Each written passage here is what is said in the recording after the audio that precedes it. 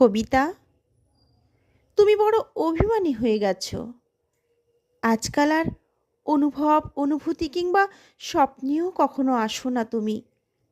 আমার ভাবনার আকাশ শূন্যতায় ভরা আজ। কোথায় হারিয়ে গেলে? তুমি ছাড়া আমার হৃদয় গহীনে যে বিষাদের পাহাড় জমে উঠেছে। পৃথিবী শব্দহীন হয়ে বাকরুদ্ধ হয়ে পড়েছে। নীরবতা ঘিরে ধরে আমার চারপাশে। সবার মাঝে থেকেও বড় একাকিত্ব অনুভব করি আজ তুমি ছাড়া।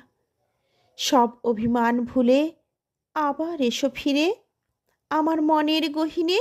স্মৃতির পাতায় তোমায় নিয়ে সৃষ্টি করব হাজারো না বলা কথা, ব্যথা বেদনা।